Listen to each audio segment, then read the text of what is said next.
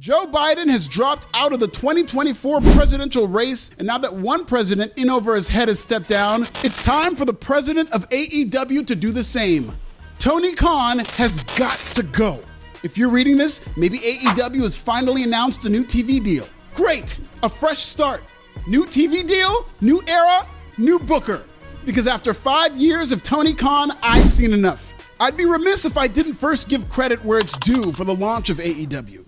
Without Tony Khan, there would be no AEW. All In helped. Chris Jericho helped. The Elite helped. WWE being shitty in 2019 definitely helped. But AEW came together because of the financing and vision of Tony Khan. They call it a wrestling business because of the amount of money it takes to sustain one. And like him or not, Tony Khan has been able to launch and sustain a competitive #2 wrestling promotion for 5 years. That's more than 90% of bookers who ever existed can say. So clap for him. No?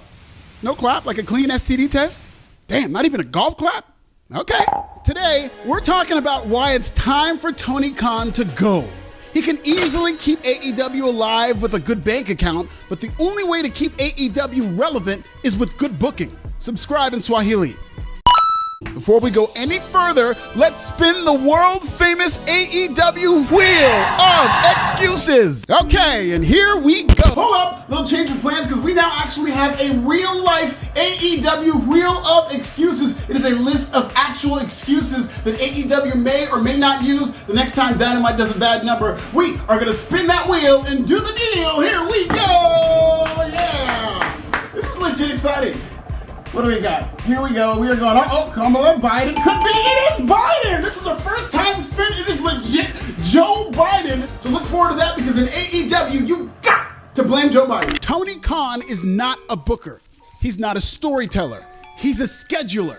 AEW thrived on the strength of great matches between great workers. Anybody who knows how to play WWE 2K can schedule a great match between two talented wrestlers. But the wrestling business is so much more than that. When AEW came around, these highly physical epic matches were more of an indie thing. Tony Khan helped bring that style to modern wrestling on national TV, which gave Dave Meltzer that tingly feeling, and it worked until it didn't. AEW was like the first time you do the helicopter move for a spouse, and it's amazing for a year or so.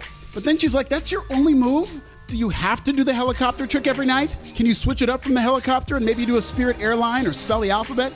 By the way, the Spirit Airline is a segs move where every climax is delayed for hours. Point is, AEW had one trick, and when the wrestling world adjusted to it, they never learned a new trick and were left behind. That's why AEW's ratings have fallen off a cliff in its most important year.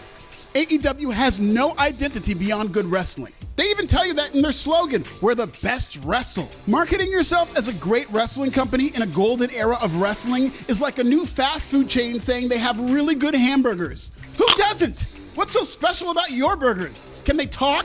Can they do the helicopter trick? Then fuck them All Elite Burgers. I'm going Sizzler.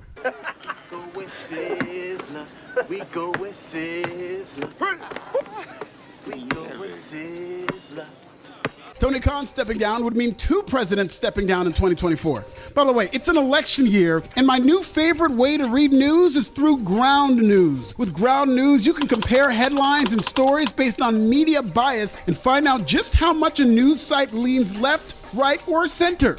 They should invent this service for wrestling news bias one day. But point is, I love this service so much, I personally reached out, they became today's partner, and now you'll love them too. Because of AEW's lack of identity, there has been little to no connection with the viewer. AEW has to face the right circumstances to pop a good rating.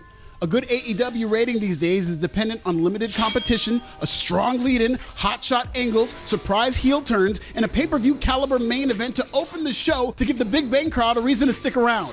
All things wrestling fans will become numb to within the next month, and AEW will be facing the same problem that stunted their growth in 2024, an unsustainable reliance on Crash TV. AEW has zero control on their ratings. In fact, if they need to do a good rating, they tend to lose control and book their top 2 stars to go an hour for free as the opener.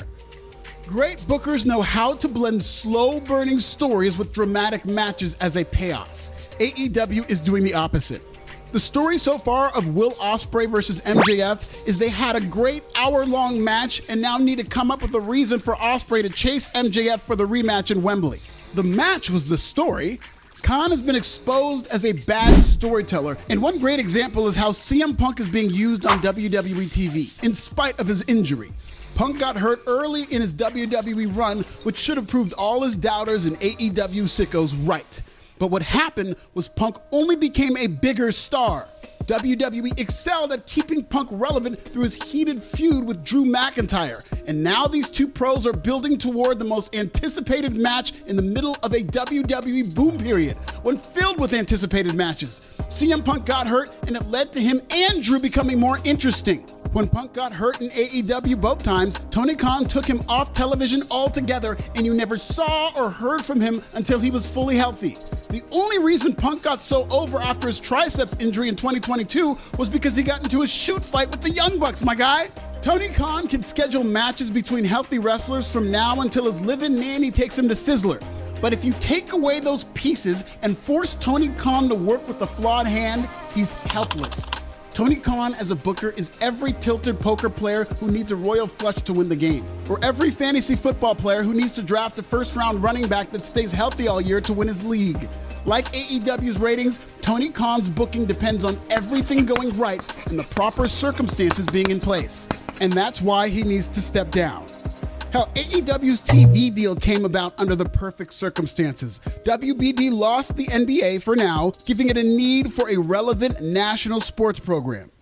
So they called WWE, and when WWE passed, this left AEW as WBD's last option in the parking lot outside of a nightclub. You know when you're desperate after a night out and it's 2 a.m. and all the prospects have dried up, so it's like you either call it a night and do it yourself, or maybe you and that stranger both lower your standards a bit and maybe go home together to practice a helicopter trick. AEW Collision started off as must-watch TV because it was CM Punk's show. But ever since Punk's departure, the viewership has been cut in half over the past year. Collision now has to seek out a 6-show residency in a small Texas rodeo that drew under 1,300 fans. This compared to 9,000 fans for the Collision debut. Think about it this way. AEW Dark fell off long-term because AEW gave you no reason to tune in. AEW Rampage fell off long-term because AEW gave you no reason to tune in. AEW Collision is falling off because as soon as something went wrong with CM Punk, AEW couldn't pivot and give you a reason to tune in. Now AEW Dynamite is struggling in viewership, but because it's AEW's most important show, they're turning it into a weekly pay-per-view like when TNA started, because AEW is desperate to get the best WBD deal possible. Good booking is about patience, emotion, and relatable storytelling that doesn't run your audience off because of how inside it is. And if you have any questions about AEW, it doesn't help that the company has a toxic fan base just as likely to run you off. Cody Rhodes' words, and mine. Because that's a big thing. Some of the AEW defenders who don't realize they're turning people off to their product more than they're turning people on. O'Shea Jackson Jr.'s words, and mine. If I'm watching someone on AEW and I ask, who is this guy? I don't need you to tell me I'm not a real wrestling fan, to tell me how could you not know such and such who did, who gives a damn? Like, I need you, all right, inform me, bro. Or at least have your programming in a way to let people know why you should love this dude. And when you question it even a little bit and you get 80 no-faced accounts coming at you, any given time, you're like, man, fuck this noise, bro. My words, and mine. And AEW's fan base consists of some of the worst that the IWC has to offer. Cyberbullies, trolls, and incels. Oh my! If AEW's rotten online fan base was a sketch rendering of a person, it would look like Elliot Rodger. Tony Khan's addictive behavior has only hurt AEW's booking. It's directionless. In addition to having a bloated roster with less cuts than a Jim Cornette podcast video, Tony Khan, the GM, just spends money on every free agent who becomes available with no rhyme or reason. TK books like a Jack Russell Terrier with a high prey drive that just chases every moving object for no damn reason. Ricochet's a free agent? Go get him.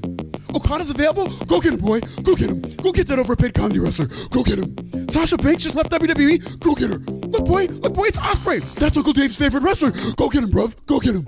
Every AEW free agent gets that first pop before the novelty wears off over the next week or two because Tony Khan didn't give you a reason to look forward to what they'll do next. Kind of sounds like AEW's origin story.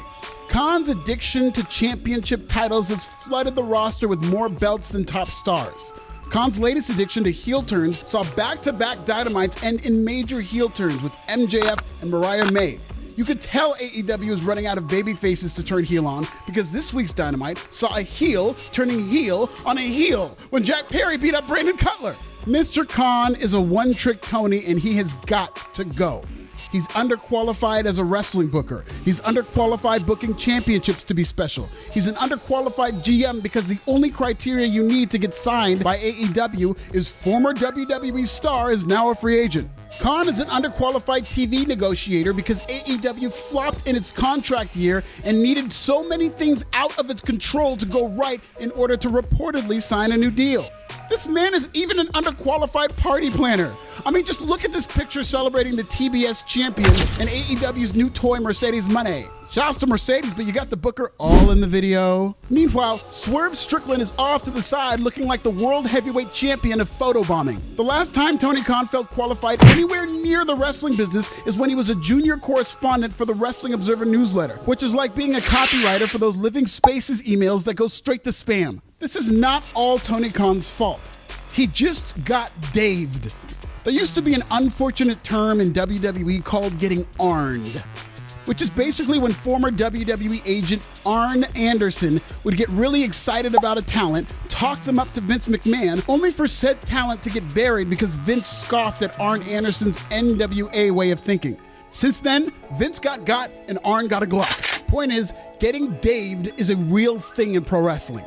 Dave Meltzer has become a hated figure in the wrestling media, and rightfully so. He only has smoke for Twitter trolls whom he knows he can beat in a debate sometimes. He loves telling people they don't read. Like, look at this. This is only the past couple of months, by the way. You could do an hour-long thread of Dave telling people they don't read in the month of July alone, like it's Will Ospreay versus MJF. I got a question. If they don't read your little newsletter, why are you reading their little tweets? Is this what Twitter dementia looks like? OMG, is Dave Biden gonna have to step down too? Because of how hated Dave Meltzer is, anything he loves inherits his hate. That goes for Will Ospreay, New Japan Pro Wrestling, the imaginary 5-star scale, AEW, and Tony Khan. Tony Khan got daved. And like wrestlers in WWE who got arned, there will always be built-in detractors that are impossible to overcome. So it's time to step down. Tony Khan's bank account is as big as Paul Heyman, but his personality is giving Todd Gordon. Paul Heyman may not be available, but if Tony steps down, there are plenty of qualified candidates within AEW who could form a booking committee more effective than whatever it is Tony Khan is trying to do. Paul Heyman disciples like Taz and Jerry Lynn are right there. Excalibur is right there. Jim Ross is right there. Edge, Christian, Bryan Danielson, Rocky Romero, Chris fucking Jericho. And if you don't want to break the walls down, then break the bank for Cody Rhodes to come back if you have to. At this point, honest to God, I would take Joe Biden as AEW booker over Tony Khan, nigga. I hear he's got some free time. Excuse me, a terrible headache. AEW doesn't have to keep suffering from the Tony Khan problem, and it needs to seriously consider finding its Kamala Harris. Check out this video about AEW talents who have disappeared and subscribe. Should Tony Khan step down as booker of AEW? Tell me in the comments!